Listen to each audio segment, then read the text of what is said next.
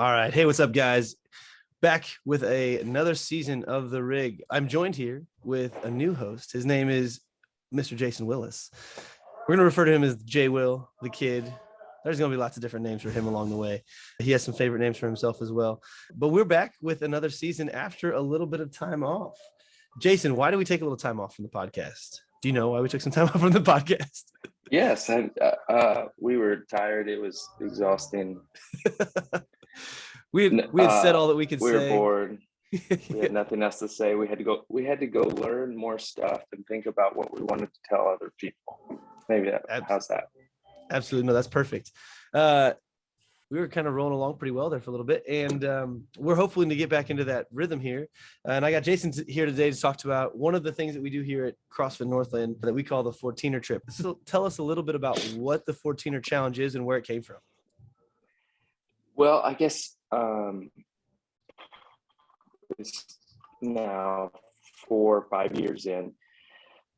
We started it, wanted to get people out of the gym, do something fun. Something challenging. It actually started as I wanted to do it kind of like the Tour de France. I don't know if that's right. Tour de France. I like the other one. It sounds more appropriate. Tour de France. Yeah. So the one that Lance cheated in. You gotta do the Fall Fawns, like the back of the throat. Hans and Fawns. Is that exactly? Pump you up. There we go. Sorry, as I digress. So we do it like the Tour de France. So we'd have like multiple days, multiple sections that we were going to climb. We were going to do, I think, like 8 or 9 in a 3 or 4 day period, and give something for people to train for, and actually have a winner, and then have a division that is just a participation instead of people just climbed and they didn't actually care to try to win. But you'd have like a winner's jersey, and it was all thought out, and it was really cool. Turns out not too many people want to do that. It was too intimidating. So we scrapped the multiple peaks. We did that the first year though. Yeah, I was gonna say. yeah. I think the first year we had 7 on the agenda, and you got 5 in, didn't you? 1, 2, 3, 4. Did you do Grays and Tory?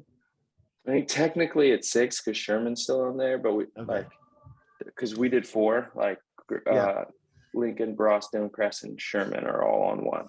So we did 4. Gotcha. So you did 5. And I think I technically did 6 since I did not make the first one. But yeah, so it started out like that to be something to train for, something outside of the gym, something that I really have loved. And what it has turned more into is a time to get uncomfortable, and a time that is to be with friends and to be really uncomfortable with friends for a day, or even a weekend. I guess one thing that I'm really passionate about is getting uncomfortable more often. And this idea of comfort is safety, when in reality, like discomfort, being uncomfortable is more safe than comfortable. And that whenever we're comfortable, we feel safe, but that's, I always liken it to like my daughter's getting ready to drive. Like, I don't want her to feel comfortable driving. I would love her to have just a little bit of discomfort, not feeling that of all the time that this is easy, and then getting in an accident. And I think we can, scale that to life of how do we continue to be uncomfortable so that we're always kind of on edge, always pushing. You think that discomfort also, like, does that go towards fear? Like, is it good to have a little bit of fear in your life? Is that what, do you think it's a 1-to-1 correlation there? Or do you think it's different? Oh man. So now we're just talking about your fear. Yeah, that's true. Never mind. Maybe too deep. Just the thought of like, I worked in pulse power. So I worked in like high voltage scenarios where like you could get killed by the things that you're around. And the guy who was in charge, my boss, would always say it's healthy to have a little bit of, it's good to have a little bit of healthy paranoia around things that can kill you. And so being aware of the fact that like what we do on a daily basis isn't necessarily like that's not all that there is. And so I'm hearing you say like sometimes getting out in a situation like that and realizing, oh, there's boundaries that I don't go to on a daily basis. Maybe it's not necessarily fear, but just awareness. Yeah. I think they're somewhat different, because I think when you say fear, I've always used the word respect, and I think they're the same meaning. Like, respect what you're doing.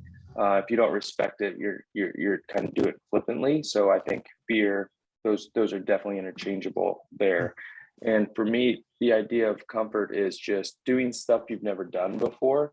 Could cause fear, could cause excitement as well. And I think the feeling inside often, raised heart rate, sweat a little bit, some butterflies in the stomach. We can't tell often if that's fear or excitement, right? Like, gosh, they kind of have the same emotion or the same physical reactions a lot of the time. Yeah. And I think, so the big reason for the 14er is to get out there, stay in a place, while yes, some people stay in a hotel or have a cabin, but the idea is like, go and be uncomfortable for 3 days. I'm asking for 3 days to go be uncomfortable. Maybe that's sleep in a tent. Maybe that's sleep in a tent and climb a mountain. Maybe that's just climb a mountain, but have an extended period of time that is uncomfortable for you, because that you'll surprise yourself. See that you can go to different places. And if you can do that for 3 days a year, my guess is you can come back and you can do that at your job. You can do that as a parent of like, I'm going to go to an uncomfortable spot with my kid today because I'm going to talk about something that I didn't want to talk about. Or I'm going to go ask my boss for this. I'm going to make this stand, all stemming back from one rite of passage, one crucible moment that is really tough, that kind of spurs little spots in your everyday life. And that's the real reason for the 14er. It's not the 14er challenge. The hanging out, the community aspect is fantastic. Get to see each other, eat with each other, have fun stories, all centered around a tough moment. My hope is people start getting nervous the night before, like, oh man, what's going to happen? Am I going to be able to make it?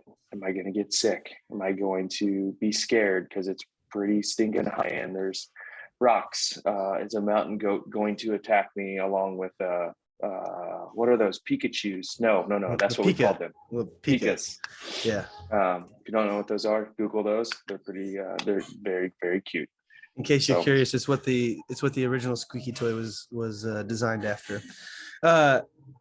And so you actually brought up something interesting, because I think it kind of ports to what it is that we do with like a normal CrossFit class, right? Like, so there's this experience of discomfort. There's this experience of pushing yourself maybe to boundaries. However, you're also doing it with people. And that can be something that can give you, energy. It can help you do things that you didn't otherwise think possible. So like we went to the SEAL Fit experience that we went to in California. And that was kind of the idea that you're capable of a lot more than you think you are. And a lot of that comes through the people that you surround yourself with. So that's really cool. What would you say to someone who has not done, well, hold on a second. Let's talk about what a 14er is real quick, because I realized that I jumped right past that. So what is a 14er? Yeah, we almost need to record that, like cut this and put it at the beginning, right? So like 14, that's yeah, everyone's like, we've lost people and they're not even listening at this point because they have no idea what a 14er is. But that's really good. So a 14er is a 14,000 foot mountain. Those are the tallest in the continental 40 US. Yes, so there's nothing taller than a 14,000 foot mountain. We're about at 1,000 feet here. Yeah, I checked my watch, 1,000 feet here. So essentially we're going up a few miles above where we're at now, and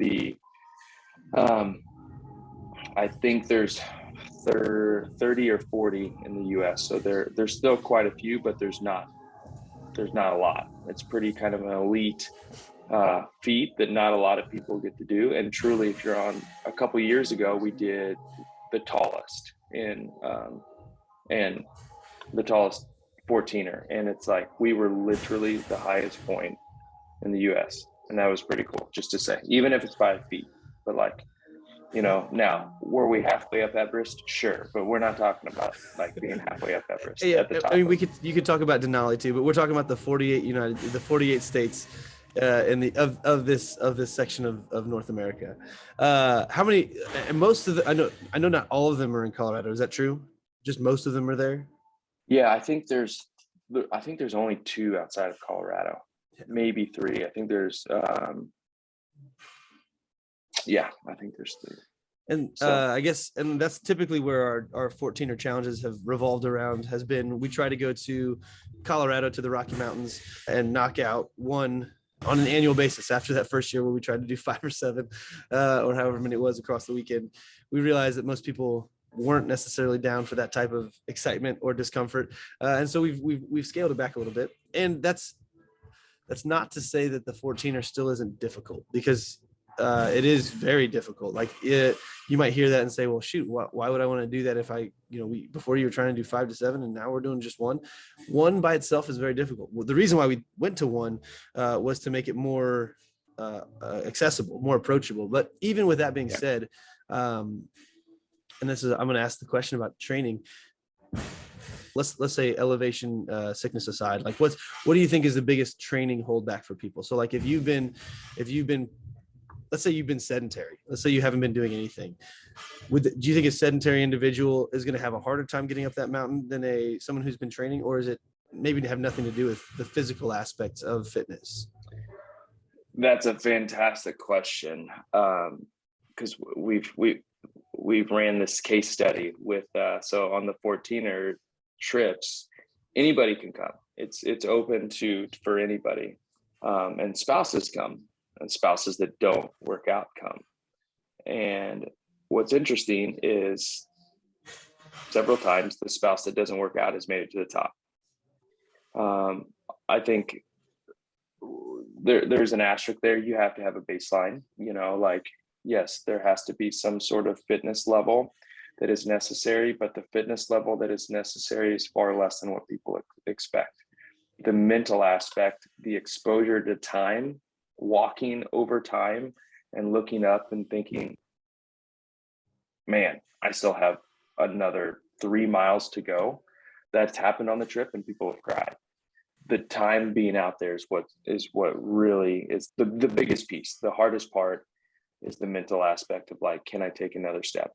Gosh. Yeah. And you're typically why people don't is they're always thinking about the way down. Like, oh gosh, this is going to be this much longer till I get to the bottom. Instead of thinking about one more step in front of them, they think about all of the steps that, hours away that have nothing to do with the present time. So definitely the physical aspect, you need to put some time on your feet, your bones, your just impact, because you're going to have some weight impacting your feet for anywhere from 7 to 10 hours. So there's that, but that is far less than the mental aspect of it. And just for some reference there, how long are the 14er hikes typically? Do you remember where? I mean, I don't remember all of them. I know they're lengthy, and do you remember some time frames? What I like to think is you can hike at about 2 miles an hour. That's a pretty healthy hiking pace. That includes stops and whatnot. So if we're looking at 10 miles, a lot of them could be 10 miles. That's 5 hours, right around 5 hours. Yeah. Plus however much time you stand at the stop. So yeah, you're talking like maybe 5 to 7 hours potentially. Yeah. I think the longest one, I thought we were out. I thought it was getting close to 10. Yeah. There was a couple 10 hours. I feel like there was a couple of them that were a little bit, some of those longer approaches that were closer to that long end. But that's just to his point. Yeah. I would agree with you that's the biggest physical and mental challenge, which is, first of all, finding the appropriate pace for you to maintain for that entire time, because it's really easy to, I'm a CrossFitter, I exercise all the time, I'm going to go out hard. And if you burn yourself out, if you're in a 20-minute AMRAP and you burn yourself out in the first minute, you only have to survive for 19 more minutes. If you're doing a 10 hour anything, and you realize that you went out too hard, and you might not realize it for the first 20, 30 minutes. You might realize it after an hour and a half, 2 hours, that you went out way too hard. I think that's the mental component, right? Because that's a realization of like, oh, I can't keep this level of output for the next 2.5 miles, 3 miles. And so there's a large portion of that is figuring out what your pacing is, figuring out what pace you can continue to move at. And one of the things that I think that I love that you talk about is literally just put one foot in front of the other. Like, take a step, take another step. Don't worry about the rest of it. Say you're going to, there's lots of the, mental, the like, I don't want to say like the mindset hacks, but like the idea of like, okay, set yourself micro goals. Like, I'm going to make it up to that rock up there. Don't focus on the top of the mountain that seems so far away, but focus on something that's a little bit more near to you. And then the other thing that I think always helps is having people around that you're experiencing it with, and realizing that you're in a beautiful place. Like, you're on top of a mountain. I think some of the most mentally challenging ones that we've done have been when it's misty or foggy out and you're walking up this mountain and you're like, I don't even get to see any of the beauty. But that's one of those, like, it just takes away one of those mental hacks that is like, you can take your mind off of some of that pain and some of that discomfort by looking around where you are. Which has been I think it's happened the last 2 years. It's not going to happen this year. Of course, I have no control over that. So, but you do. Make it happen now.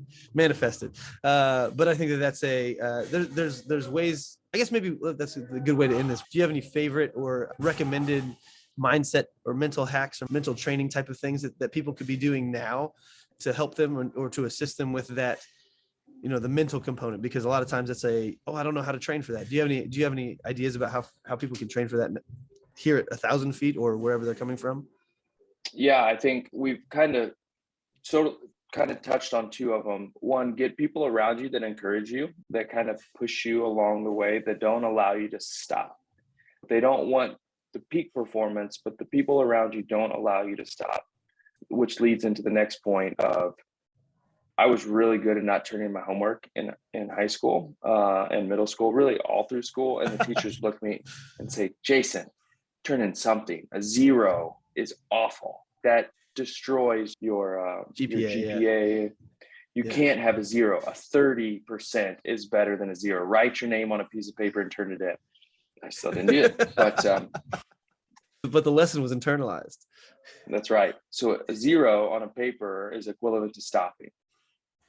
So if you're stopping on the mountain, you're not progressing at all. You can walk really slow and it's better than stopping. Don't freaking stop. So to train that is you go into a 20-minute workout and you don't stop. Quit looking at the bar. Quit looking at the ball that you drop for a wall ball. Quit stopping at the door before you run out. Walk out. Turn it into a jog. Turn it into a run. Don't stop. Slow down your movement instead of stopping. And I think that is so much more important, such an important aspect of life, is like this idea of consistency before intensity. Tortoise and hare, if you can be consistent and constantly do something, then you can turn up the intensity on something. But until you can be consistent on it, don't worry about intensity. Just show up, just do it. And that could be, and then you can even back it out, say, let's not talk about that. Let's show up to the gym. I'm going to the gym 5 days this week. I'm going to be consistent on doing that. Now, my workouts are like nothing. Maybe I walk through everything, but you are here. If you are there, show up, always show up. Don't get a 0. Whatever kind of term you want to throw in there is fantastic, because if you do that, you can always turn the intensity up. So if you're, it's really tough to catch up if you're stopping. If you're trying to make up ground on the mountain, and you want to go fast, stop, exactly what tortoise and hare, right? Like, just keep swimming. I mean, it's that simple. Disney does it, or Pixar does it every time, right? I love it. So I want to expand a little bit too on your finding people who won't let you quit, because you always like to talk about that there is a and I'm not going to steal your thunder about when people get to the top of the mountain, but it's easy to make decisions when you're not in discomfort, right? So like, if you make a decision now that you want to make it to the top, tell somebody that's what you want to do. when you get into discomfort, it's going to be really easy to be like, no, I don't want that anymore. I didn't actually want to do that thing. But if it's important to you now, tell other people around you, tell Jason, tell myself, tell one of the people that you know is going, who's going to be going on that hike with you. And maybe you guys become accountability buddies, that you're not going to let the other person get into that discomfort and say, I don't want to do this anymore. Because almost invariably that will happen, right? Like, so almost invariably you get into that discomfort, you get into the pain. You're like, I don't want to feel this anymore, which is true. You don't want to feel it anymore, but it's more like, do you want to make it to the top and have that accomplishment more than you more than you want to deal with that discomfort for the section? And if you sit with it now and you say, no, I really want to make it to the top, make that decision now and stick with it. Find somebody to tell so that they can help support you. And people are, if you're sitting thinking, man, it's a 14er, it's just like, what are people talking about? I haven't experienced it. I thought it was just a hike up. I can hike 10 miles. It is significantly harder than that. And there are people that have like, this is the hardest thing that they've ever done. And it's including childbirth. That was literally the statement. Yes. And it's like, it's all a mindset, right? It's all perspective. And that's truly going back to, that's what needs to be trained, is you can always move forward. You can get through this.